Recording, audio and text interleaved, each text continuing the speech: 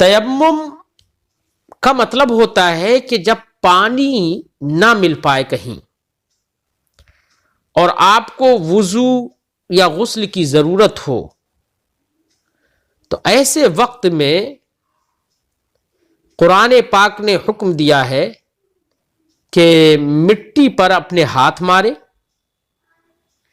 اور ہاتھ مارنے کے بعد زیادہ دھول لگ جائے اگر ہاتھوں پر تو ان کو جھاڑنا چاہیں تو دونوں ہاتھوں کو آپس میں مار کر جھاڑ بھی لیں، انگوٹھے مار کر آپس میں، اور اس کے بعد اپنے چہرے کا مسح کرے انہی ہاتھوں سے، ایسے پھر دوبارہ سے مارے اور مار کر پھر اپنے دونوں ہاتھوں کا مسح کریں۔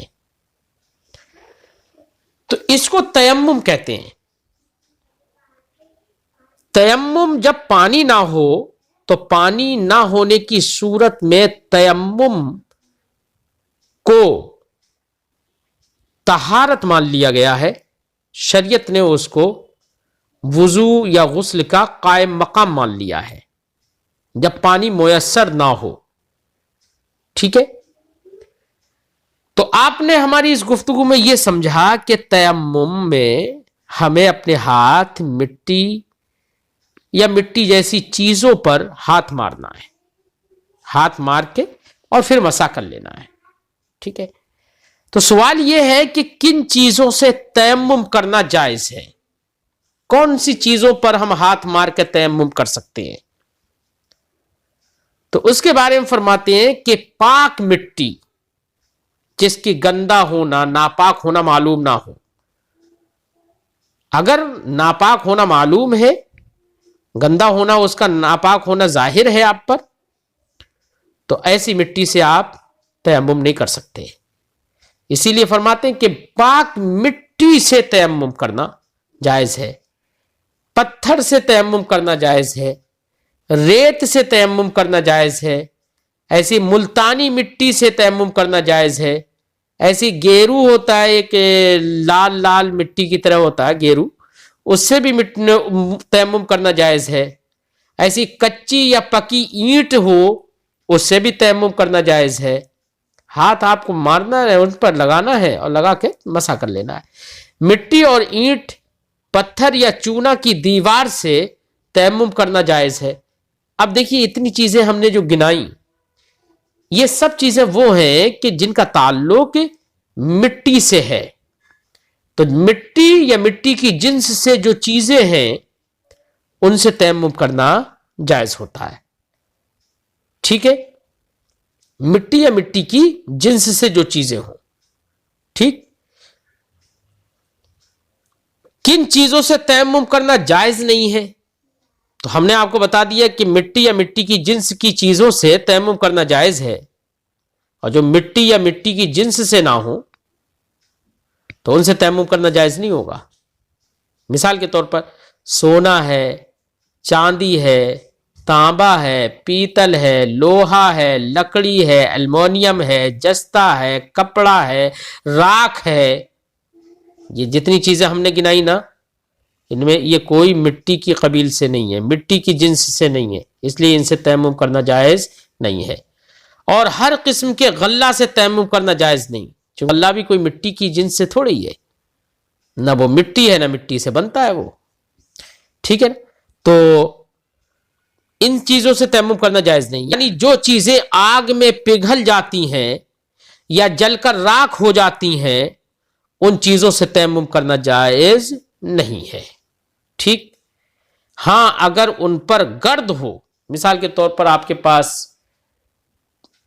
بھگونا ہے یا پتیلا ہے یا دیگ آپ کے پاس ہے، لیکن اس پر دھول جم گئی ہے، گرد ہو اگر اس پر، تو اس گرد اور دھول کی وجہ سے اس پر آپ ہاتھ مار کے تیمم کر سکتے ہیں، مسح کر سکتے ہیں۔ تو وہاں پر دیگ یا تانبا پیتل وغیرہ سے تیمم نہیں، اس پر لگی ہوئی دھول سے تیمم ہوگا، اور دھول جو ہے وہ مٹی کی قبیل سے ہے، مٹی کی جنس سے ہے۔ ہاں اگر ان پر گرد ہو تو اس گرد سے تیمم کرنا جائز ہے۔ ٹھیک ہے، ایک سوال ہے تیمم کرنا کب جائز ہے؟ کب تیمم کریں گے؟ کیا جب چاہو آپ تیمم کر لو؟ نہیں، ایسا نہیں ہے. میں نے آپ کو بتایا تھا کہ پانی جب میسر نہ ہو تو اس وقت مٹی کو اللہ پاک نے پانی کا قائم مقام بنا دیا ہے.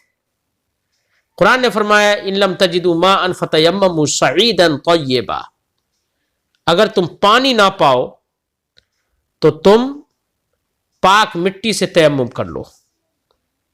یہ اللہ نے فرمایا. تو پانی نہ پانے کی صورت میں تیمم کرنا جائز ہوگا. اس لیے ہر جگہ تیمم کرنا جائز نہیں ہوگا، اور اس میں بھی حد بندی ہے کہ پانی نہ ملنے کی صورتیں کیا کیا ہوں گی، وہ بھی مختلف صورتیں ہوتی ہیں. وہی بتا رہے تیمم کرنا کب جائز ہے. جواب جب پانی پر قدرت نہ ہو تو تیمم کرنا جائز ہے.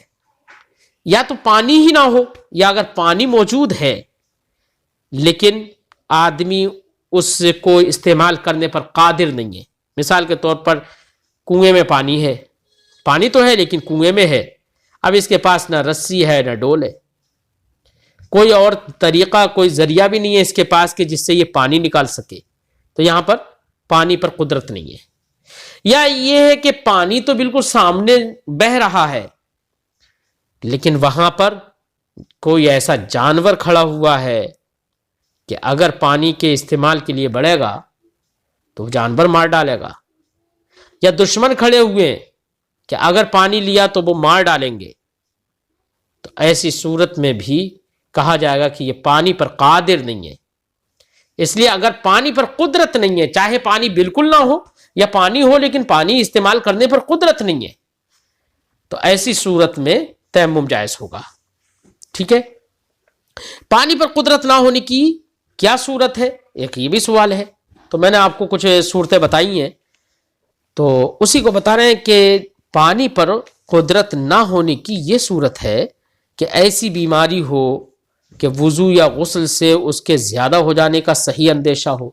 مثلا کسی آدمی کو بیماری بہت زیادہ ہے، ایسی بیماری ہے کہ ماہر ڈاکٹر نے، مسلمان ڈاکٹر نے یہ بتا دیا ہے، ماہر ڈاکٹر نے یہ بتا دیا ہے کہ اگر تم نے پانی کو ہاتھ بھی لگایا، جسم پر پانی ڈالا یا وضو کیا تو تمہاری بیماری اور بڑھ جائے گی.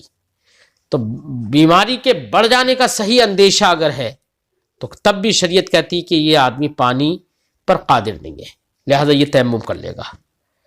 یا ایسے مقام پر موجود ہے کہ وہاں چاروں طرف 1.5 کلومیٹر تک پانی کا پتہ نہ ہو، 1.5 کلومیٹر تک پانی کا پتہ نہیں، یعنی 1 میل کی دوری تک کہیں پر پانی نہیں ہے چاروں طرف، تو ایسی صورت میں بھی تیمم کرنا جائز ہوگا اور کہا جائے گا کہ یہ پانی پر قدرت نہیں ہے. یا اتنی سردی ہو کہ پانی کے استعمال سے مر جانے یا بیمار ہو جانے کا قوی اندیشہ ہو، بہت زیادہ قوی اندیشہ ہے کہ مر جائے گا اگر پانی استعمال کیا، اتنی زیادہ سردی ہے، ہاتھ پاؤں تلف ہو جائیں گے اگر پانی کا استعمال کیا، تو ایسی صورت میں بھی کہا جائے گا کہ پانی پر قدرت نہیں ہے. یا کنواں موجود ہے مگر ڈول اور رسی نہیں ہے، رسی ہے ہی نہیں، پاتا ہی نہیں ہے، تو ایسی صورت میں بھی کہا جائے گا کہ پانی پر قدرت نہیں ہے اور تیمم کر لے گا. ان کے علاوہ پانی پر قدرت نہ ہونے کی اور بھی صورتیں ہیں جو بہار شریعت وغیرہ بڑی کتابوں سے معلوم کی جا سکتی ہیں. اگر ایک سوال ہے، اگر غسل کی حاجت ہو اور ایسے وقت میں سو کر اٹھے کہ صرف وضو کر کے نماز پڑھ سکتا ہے تو کیا کرے؟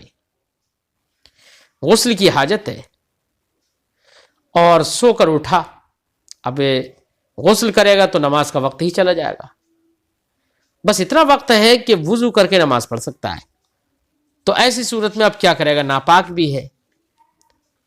تو اس کا جواب یہ ہوگا، جسم پر نجاست لگی ہو تو اسے دھو کر غسل کا تیمم کرے، کیونکہ پورے غسل کرنے کا تو وقت ہی نہیں ہے، تو اب ایسے وقت میں غسل کا تیمم کر لے گا نجاست کو دھونے کے بعد، اور وضو کر کے نماز پڑھ لے، پھر غسل کے بعد نماز دوبارہ پڑھے.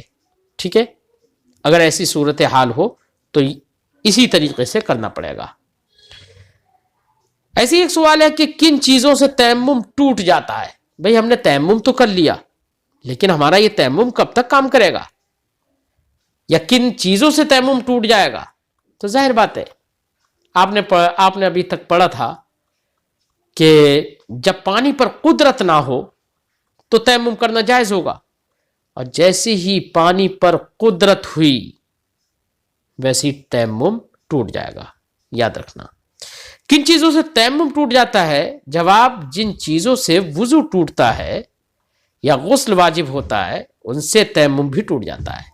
مثلا کسی نے حدث لاحق کر دیا، ریح خارج کر دی، یا غسل جن چیزوں ٹوٹ جاتا ہے، مثلا ناپاک ہو گیا تو تیمم بھی ان چیزوں سے ٹوٹ جاتا ہے۔ اس کے علاوہ ان چیزوں سے بھی تیمم ٹوٹ جاتا ہے کہ جبکہ پانی پر قدرت ہو جائے۔ علاوہ ان کے پانی پر قدرت ہو جانے سے بھی تیمم ٹوٹ جاتا ہے۔ ٹھیک، تو یہ تیمم کا بیان آپ نے پڑھا، اس کو یاد کریے۔